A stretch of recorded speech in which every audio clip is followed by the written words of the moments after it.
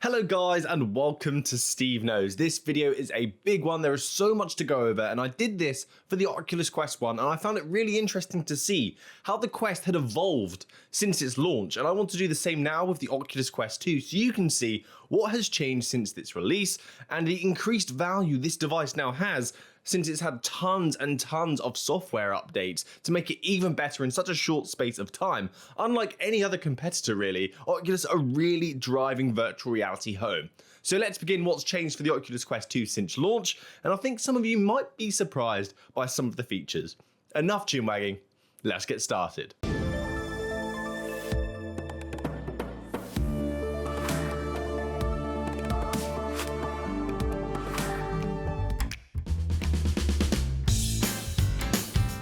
So let's start off with the Oculus Quest display, the main event. The Oculus Quest 2 at launch was like the Oculus Quest 1. It was only running at 72 Hz, so reaching 72 frames per second, which just was not great compared to the other headsets on the market. The original Rift was 90 Hz, the Rift S was 80 Hz, the Valve Index could reach 144 Hz, so there was quite a big gap between the Oculus Quest and its competitors. But not long after its launch, they dropped a software update allowing us to hit 90 Hz, so the potential for 90 frames per second, which is more than the Rift S, their PC VR headset at the time. They very recently as well just added to the experimental section an option for 120 Hz. That is a huge jump from 72, making games super smooth, but usually at the cost of resolution and battery life. So even though the frames are absolutely fantastic, not all the games can support it because, you know, it needs tons of resources to hit those benchmarks.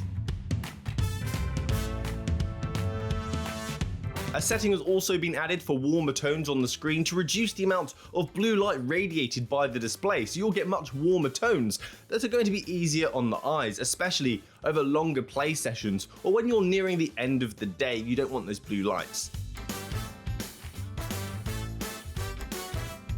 But more than just the display has changed, default applications have been added to the Oculus Quest ecosystem, some new default apps that many have been really actually very useful. One that I really like is the Oculus Move. It's the integrated workout tracker, so you can see how many calories have been burned approximately. Of course, it's not very accurate, whilst playing virtual reality games. And each game is recorded separately, so you can see a nice cool breakdown of all the calories burned per game.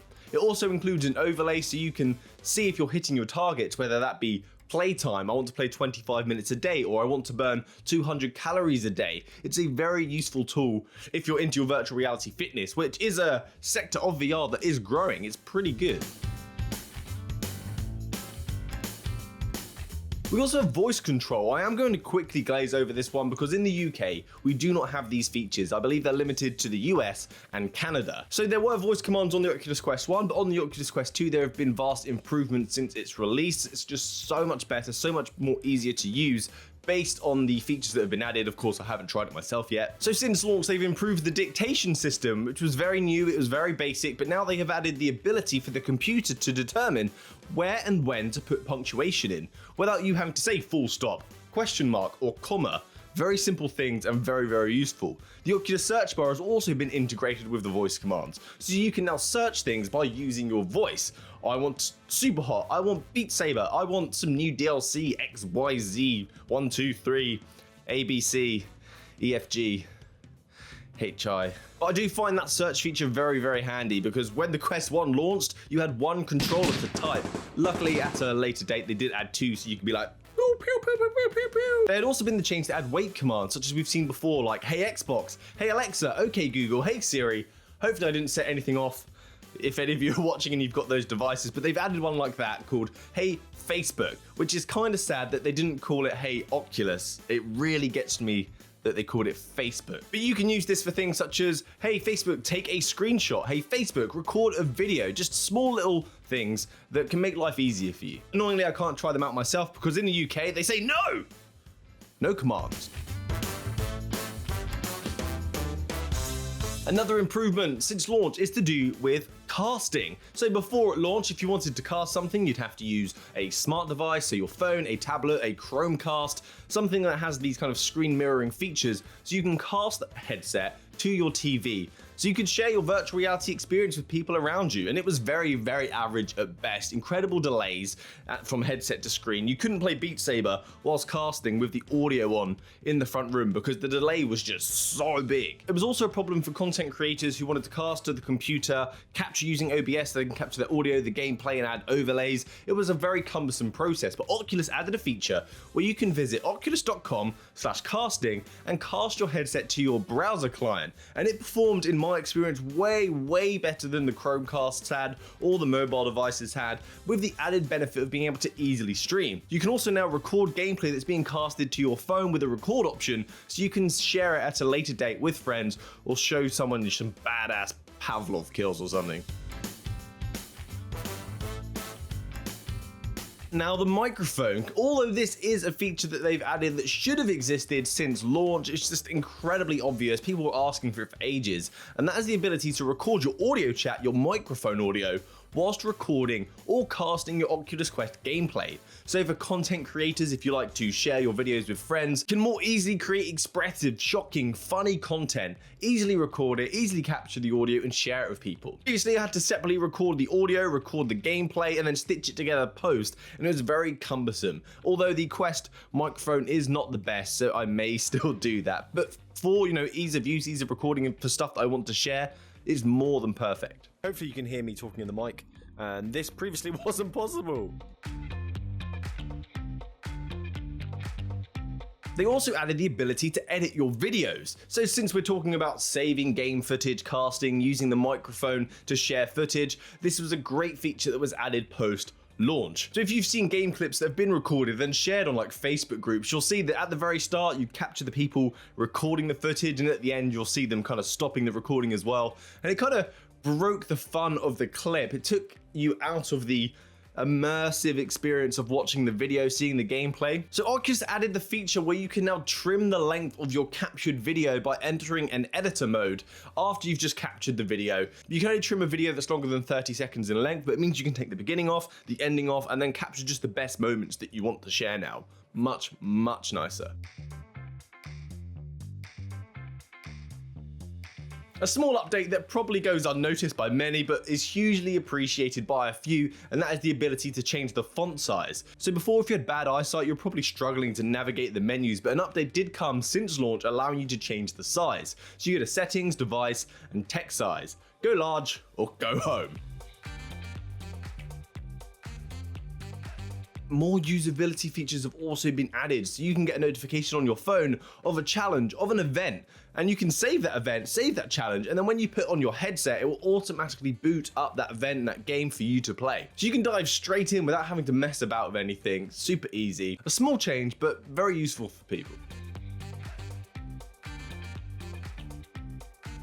So since launch, the hand tracking has also had an update to increase the frequency in which data is collected to be tracked optically. So it had gone from 30 Hz to 60 Hz, which seems to be more stable and reduces latency around 10%. So there is a noticeable difference when using 60 over 30, but games can only implement the improved tracking if they are under a threshold of CPU and GPU usage. This is to prevent overheating and increase battery drain when playing games. So if you want to implement this higher frequency of tracking, then you're going to have to potentially do some optimization on your game for Facebook to allow it.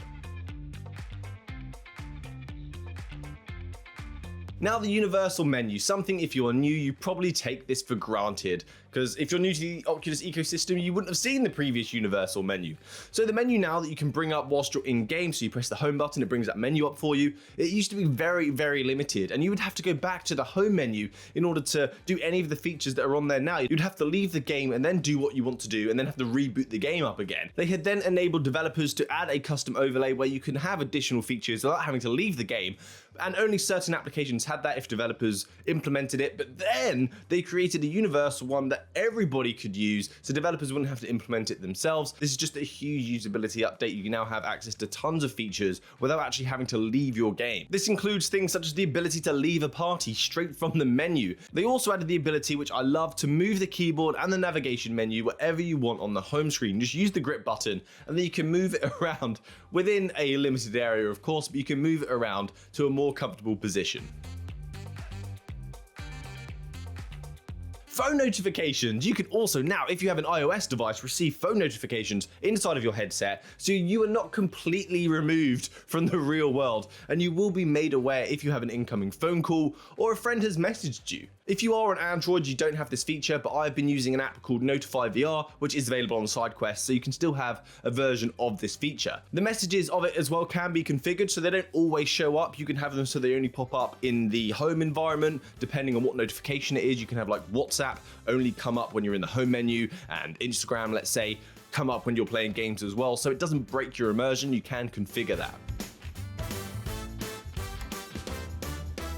The Oculus browser has seen many changes, actually quite a crazy overhaul since its launch. That again may have been taken for granted if you're new, because since the launch, the Oculus Quest 2, they have added the ability to upload and download files to and from the Oculus browser, which has been incredibly helpful, meaning you can upload video files, download video files, also your Google Drive or your OneDrive, perhaps a 3D movie that you can watch within the headset, it's been really quite handy. That wasn't there before. And they've also added the ability to resize the browser windows horizontally. So you can have 3 windows open and stretched incredibly wide so they almost surround you, the browsers do, which is like a crazy setup that at least myself, I could definitely not afford to have that in real life. Surrounded by monitors and great for productivity apps as well.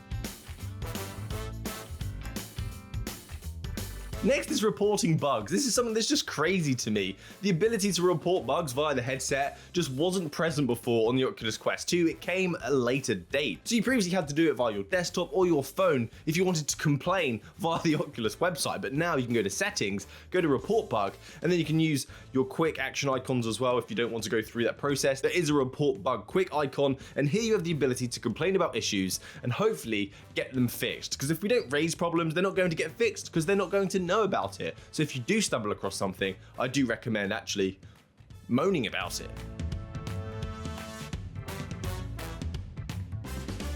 So since launch, the Oculus Link as well left its beta phase after the Quest 2 launch, which meant that we were able to experience PC VR gaming in 72Hz, 80Hz, and 90Hz refresh rates with the recent addition of the mind-blowing 120Hz, making the Quest the biggest bang for your buck virtual reality headset by a mile. They also added the ability for you to configure your bitrate in the Oculus debug tool to increase the Oculus Link's quality if you had a good enough cable and your computer could actually push out all of those bits. Ever since they increased the bitrate, it enabled such high quality PC VR games were looking beautiful.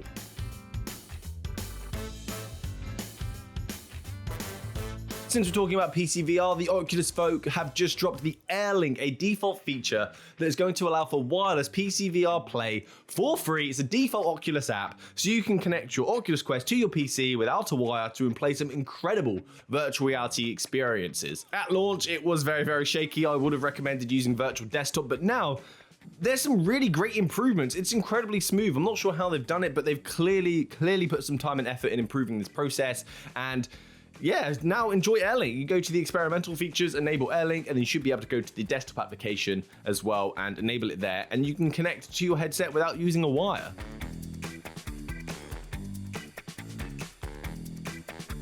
They also added the Messenger add-on. This has been made possible due to the linkage of your Oculus Quest being made mandatory on the Quest 2 to link your Quest to a Facebook account. So this feature allows you to talk to your friends on Facebook, but inside your Oculus Quest headset. Invite them to games through Messenger, and even party invitations, which is very handy to poke a friend who's perhaps watching TV or they're on their computer and they're not inside their virtual reality headset and you want their attention.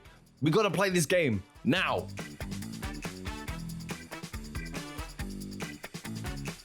The Guardian and pass-through, one thing that has become very important and has come a very long way since the Oculus Quest 1 and the Quest 2's release, and that is the Guardian and pass-through features. The Guardian at launch was nothing more than a really annoying safety notification, but since then it's had many updates, and now the Guardian 2.0 allows you to remove the notification of the grid in favor of a pass-through. So instead of the grid popping up, the real world will slowly merge into the virtual one to let you know you're gonna whack back something soon. They've also added a usability feature where if you choose the stationary Guardian, it can be responsive to where you are currently standing. So before, you'd have a stationary Guardian, you'd put the headset on, and your stationary Guardian was like on the other side of the room where you were standing previously. It seems silly to add the ability for it to, you know, be stationary to where you are now, but thank goodness they finally updated it. A sweet feature as well is the pass-through double tap. You now don't need to take off your headset to see the real world that is around you, to answer the door, to get a drink, to get some water, go to the toilet maybe. You just double tap the side of the headset to enable the pass-through and then double tap again to deactivate it. It's kind of badass. They also added this one, which is a really great feature, can be used for multiple reasons as well. For you to mark a sofa in your Guardian, there's now an option where you can mark out a seat, mark out the sofa. It will then bring in a virtual sofa into your virtual reality space that you can see and you can feel. And you can then go from a standing to a sitting position with ease. And once you do sit, the Quest's orientation changes as well. It resets it for a seating mode to make that transition from standing and seating more seamless. I like to mark the TV stand so I don't break a TV again. These marked sofas are also saved, so you shouldn't have to remark them every time you want to put a sofa in the virtual world. You can also bring your desk into VR now, a very similar Guardian feature to the previous, and that is the marking of the desk as a flat, horizontal plane. But you won't create a virtual sofa, but rather a flat block that represents your desk. You can have a sofa and a desk in the same environment. Just before as well, the desk will persist in your environment, so if you're using this for productivity, you have a sofa in your room, you have a desk in your room, it's going to persist, so you don't have to keep marking it every time you want to use it.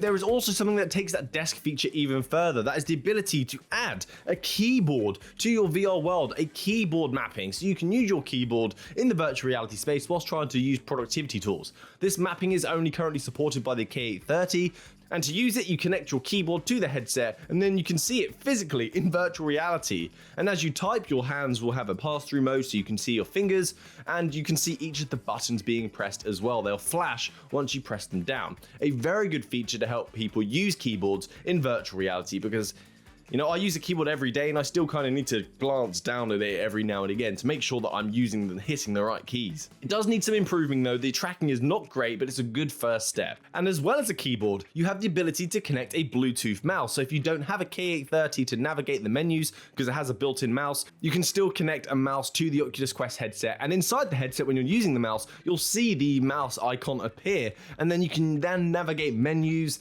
navigate the websites and stuff with the mouse to make it just more comfortable, because using the VR kind of point and click method is not something that we're all used to. So having the mouse point and click method, we're going to be a lot more comfortable using these virtual reality environments for productivity and navigating the web. Another feature which households will love, I am sure, is the ability to share a headset now. They've added the ability to add additional accounts to the one device. So if you're sharing your headset, you're going to now have the ability to have your own account, which means you're going to have your own saved progress, your own achievements, your own friends, your own game saves, without worrying that someone else is going to ruin your game progress or your sister's going to message your friends just to be an arse. And there seems to be the future promise that Android applications will be coming soon to the Oculus Quest as well. This is a rumor, but there has been some speculation and some leaks and I would say near enough evidence that this is actually going to be coming, especially since they've recently changed the icons in the version 29 update to look like application icons. And we saw some pictures of Snapchat, Spotify, the Adobe applications, some really popular Android apps available on the Oculus Quest, and I do hope that comes soon as well, because this is going to show people that this device can be used not just for virtual reality experiences, but for stuff that you want to use all the time, a reason to put your headset on. So that's it, guys. Let me know if I've missed anything. I'll add it to the pinned comment above. And thank you for watching. It's super great to see how far the Oculus Quest 2 has come since its launch. And if you were interested to see how far the Oculus Quest has come, I did do a video on that as well on its first birthday. So I'll leave a link to that in the description too. There's just constant updates for Oculus. And I can't believe this microphone fell and broke. Hopefully I'll see you guys next time. Feel free to subscribe. Happy gaming, guys. Good day.